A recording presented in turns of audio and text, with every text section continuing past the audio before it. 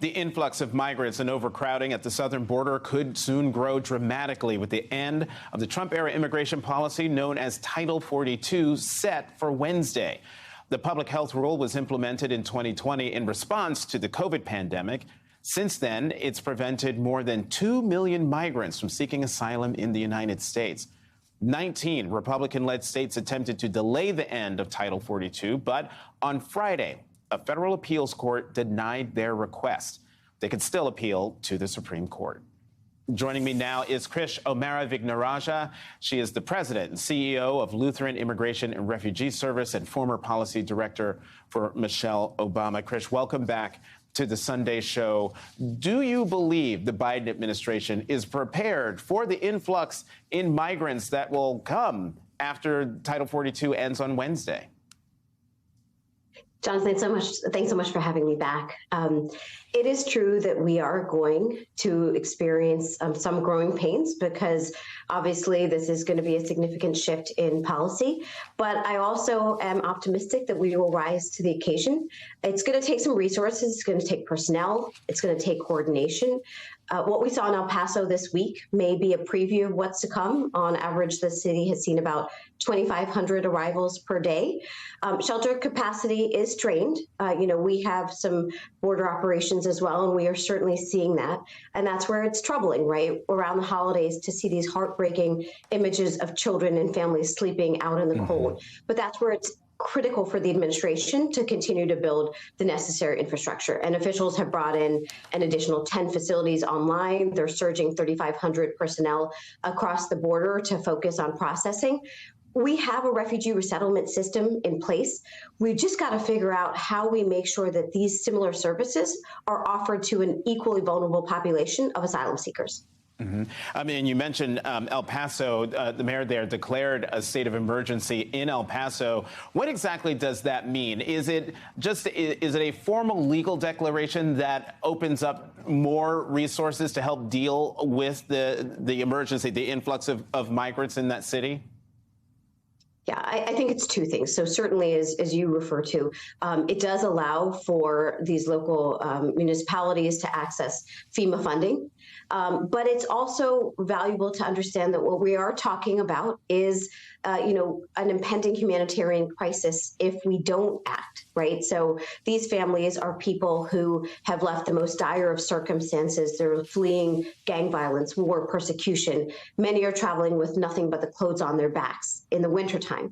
And so it's about, making sure that they meet the immediate term needs of food, clothing, shelter, but also organizations like mine. We also try to make sure that we're helping asylum seekers in the long term with things like work authorization documents when they're allowed. I just have to ask, because, with conditions bound to get worse, Krish, once the Title 42 is lifted, is it necessary to continue to uphold this policy, the Remain in Mexico policy? We certainly don't believe so. Trump and Stephen Miller's strategy at the border was to build both literal and figurative walls, and Title 42 was a key part of this arsenal.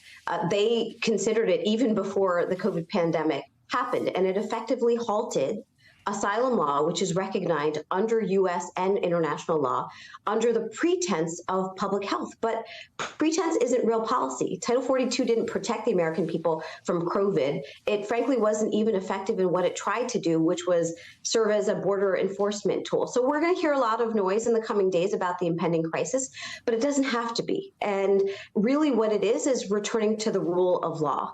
And frankly, it's consistent with American opinion. The vast majority of Americans believe that asylum should be a protected right. Only a quarter of people believe that these kinds of inappropriate, false pretenses should be employed. The Republican governors of Texas and Arizona have already bused nearly 17,000 migrants to cities around the country. Remember, buses showing up in Washington, Chicago, New York City, some even flown to Martha's Vineyard. Do you believe we'll see more of this after Title 42 ends? Unfortunately, I fear we will. On the one hand, now that the midterm's over, I'm hoping that the political shenanigans will at least take a bit of a pause. But we saw it in the midterms in terms of how much was being spent on misinformation around immigration. I do think that you're going to see political leaders who want to continue to make this a wedge issue. What has been amazing, though, is that that's where the story, that's not where it ended, right? You actually saw communities in Martha's Vineyard and other places show the work of welcome alive and well in American communities. And I think that's the hope that I bring into the holiday season in terms of how we respond. Just the final point I'll make is this is where the administration does need to act. Immigration is a federal issue, and there does need to be a national system. You can't just have no infrastructure and hope that people get to the right place. So that's where I do think both Congress as well as the White House still need to step up.